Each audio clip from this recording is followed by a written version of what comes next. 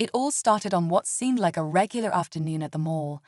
Kids were laughing, families were shopping, and everything felt normal, until one woman's overreaction changed everything.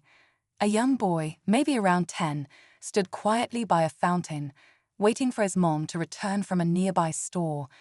But across the way, a woman noticed him. She didn't like the way he was looking in her direction. To her, it felt like he was staring. Too long.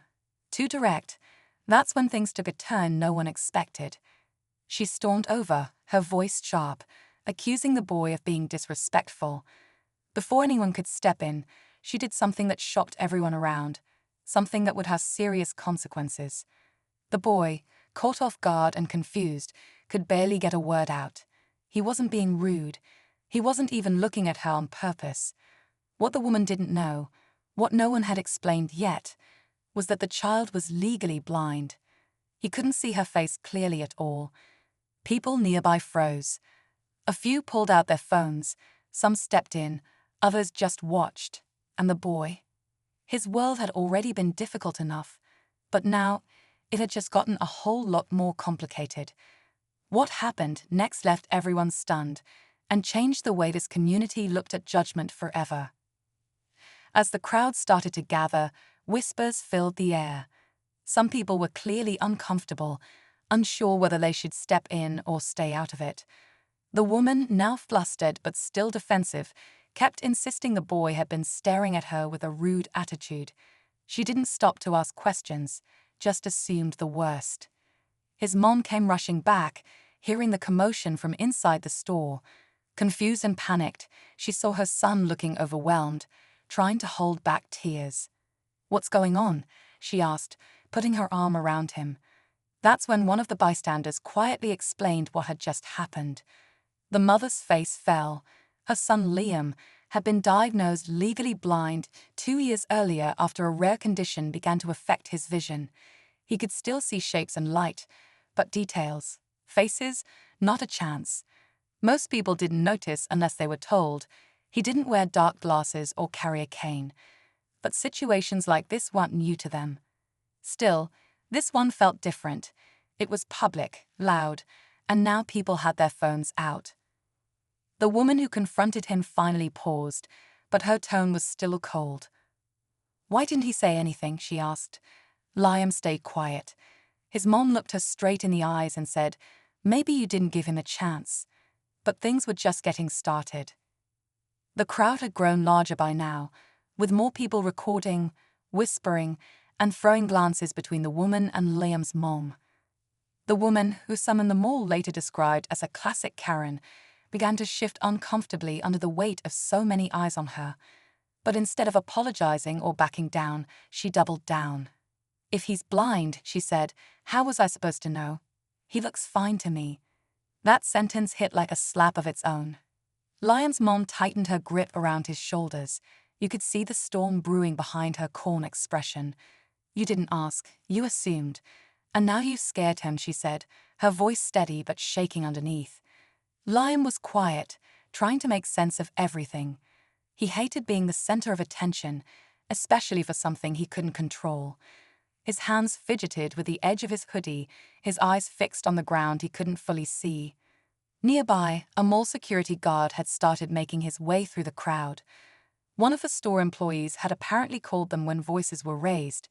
As he approached, a few bystanders began to speak up, some defending Liam and his mom, others nervously wondering if they should get involved. One teenager, who had caught the whole thing on video, muttered to his friend, "This is gonna blow up online." That's when another layer to the story started to unfold. A woman stepped forward, a teacher, as it turned out, who worked with visually impaired kids. She had been watching quietly and decided she couldn't stay silent. "That boy didn't do anything wrong," she said. "You just made a snap judgment because he didn't look disabled to you." Her voice wasn't angry. It was tired, like she'd seen this happen one too many times. The woman who had confronted Liam glanced around, suddenly realizing that she might not have the support she expected. But her pride kept her standing tall. "I felt threatened," she said. "I don't care what anyone says." The tension thickened. Liam, still stuck in the middle of it all, felt like the ground beneath him might give out. The guard finally reached them, asking everyone to calm down, trying to piece together what had actually happened. But the crowd wasn't ready to let this go just yet, and the story was far from over. The security guard looked around, trying to figure out who to listen to first. Everyone had something to say. The woman kept repeating that she felt threatened by how Liam was staring at her, while Liam's mom tried to explain, again and again, that her son was legally blind. The word *blind* seemed to bounce around the crowd, catching people's attention even more. You could feel the tension building with every passing second. Liam stayed quiet, but his breathing was uneven. His mom noticed and knelt down in front of him, placing both hands gently on his arms. "It's okay," she whispered, trying to calm him down. But her heart was racing too. People were still filming. Some whispered things like, "How could she hit a blind kid? And this is going viral for sure." Others stayed silent, clearly uncomfortable but unsure where to stand. The teacher who had stepped in earlier took another step forward. Her voice was calm, but there was power behind it. "You don't get to lash out at a child because of your own assumptions," she said. "You didn't even ask what was going on. You just reacted." Her words hit hard. Even the security guard seemed unsure of how to respond. The woman folded her arms, suddenly on the defensive. "Well, how was I supposed to know? He was just standing there, staring like that. I didn't mean to hurt anyone." But her voice was getting smaller now. Her confidence was cracking under the weight of the crowd, the cameras, the truth. The guard asked Liam's mom to step aside with him, to get her side of the story privately. As she stood up, she glanced at the phones pointed at them, at her son, who was just starting to shake slightly. She took his hand, held it tightly, and walked with the guard, not saying another word. Liam followed beside her, unsure of what was happening, but trusting his mom to lead him through it. Back in the crowd, the teacher turned to the others and said, "This is what happens when people judge based on what they see, or think they see." Her voice echoed just enough to leave an impact. The woman who started it all was now alone, her arms still crossed, but her face no longer angry, just unsure. The phones stayed up. The crowd stayed quiet. Everyone was waiting for what would happen next, and no one could have predicted the turn it was about to take. Just as things seemed to be calming down, with Liam and his mom speaking privately to the guard, another voice cut through the quiet hum of the crowd, this time from someone none of them expected. A man stepped forward, holding his phone tightly, looking straight at the woman who had started it all. "I know her," he said, loud enough for everyone nearby to hear. "She pulled the same thing last month at the grocery store. Said a teenager was following her. Turned out he was just trying to find his mom too." A few people turned to look at him surprised. The woman's face flushed instantly. She shook her head and started to deny it, but the man held up his phone. "It's on video," he added. "She caused a huge scene then too. Police got involved. I posted it online. Thought she'd learn something from it." The crowd stirred again, whispers growing louder. The tension that had just started to settle was now climbing fast. Liam's mom, still speaking with the guard a few steps away, turned around at the sound. The guard looked over too, brows furrowed. Now there was not just one incident to deal with, but possibly a pattern. The woman's voice grew sharp again. "He's lying. That wasn't even me." But the man swiped through his phone and held up the video. The face on the screen was clearly hers. Same voice, same attitude, same quick accusations towards someone who hadn't done a thing wrong. The reaction from the crowd was immediate, gasps, eye rolls, and even a few muttered curses. The guard walked back toward the center of the scene, calling over his radio for more management. Now it wasn't just about a misunderstanding. It was about whether this woman had a habit of falsely accusing people and escalating situations without cause. Liam, still clutching his mom's hand, asked softly, "Are we in trouble?" His mom knelt down again, brushing his hair from his forehead.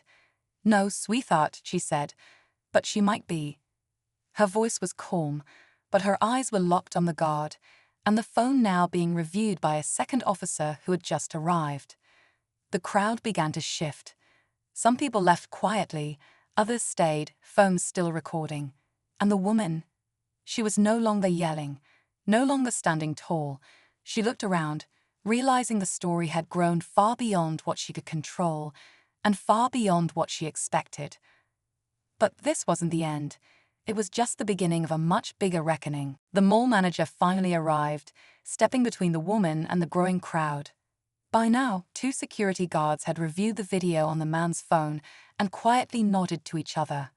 One of them leaned in and spoke with the manager, who gave a slow, serious nod. He turned to the woman, still tense, arms crossed, jaw tight, and asked her to follow him to the security office. She hesitated. Why? I didn't do anything, she said, though her voice wasn't as loud now. The manager kept his tone calm. We've reviewed video footage of this incident and a prior one involving you. Right now, we just need to speak with you away from the crowd. She looked around one last time, maybe hoping someone would defend her. But the crowd was silent. Phones were still filming. No one stepped in. Slowly, she turned and followed the manager, her steps stiff, her pride visibly cracked. Liam and his mom stood nearby, the boy still holding her hand tightly. The teacher walked over to them and crouched to Liam's eye level. You were brave, she said gently. People will remember that more than anything. His mom gave her a grateful nod, tears just starting to well in her eyes, not from fear now, but from relief. Just when it seemed like everything had settled, the unexpected twist came. The security guard returned and quietly spoke to Liam's mom. He explained that after pulling footage from earlier in the day, something surprising came up. The woman had walked past Liam twice before the incident, staring at him not the other way around. She had even stopped near the fountain, glancing over her shoulder multiple times. It looks like she was watching him first, the guard said, not the other way around. Liam's mom froze. The pieces suddenly clicked. So, she thought he was watching her but she was actually watching him . The guard gave a small nod. We think she may have recognized him, or maybe just fixated on him. But whatever it was, she approached him , not the other way around. The crowd didn't hear that part, but the video would eventually show it. The internet would later tear apart every second of that footage. But in that moment, in real time, all Liam's mom could do was look at her son and pull him into a tight hug. The story had ended very differently than it began. What looked like a random confrontation had deeper layers, and a boy who was once the target of judgment ended up being the one who taught a crowd full of strangers a lesson they wouldn't forget. And as they finally left the mall, Liam looked up at his mom and asked, "Do you think she'll say sorry?" She smiled softly and said, "Maybe not today, but the truth already did." As Liam and his mom stepped out into the fresh air, the chaos of the mall slowly faded behind them. The sun was beginning to set, casting a warm glow across the parking lot. She squeezed his hand and asked if he was okay. He nodded, still quiet, but there was something different in his face now. Less fear, more understanding. He'd been through something unfair, but he came out of it stronger. Inside, the woman was still speaking with mall security. She didn't offer an apology, not yet, but the evidence had spoken for itself. With 2 public incidents caught on camera, the mall began reviewing her previous complaints.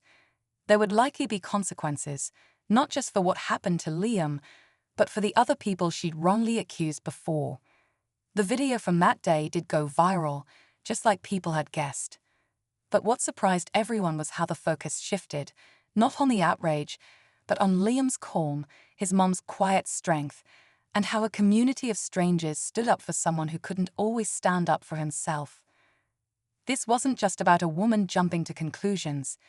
It was a reminder that kindness, awareness, and speaking up for others, especially those who seem invisible, can change the entire story.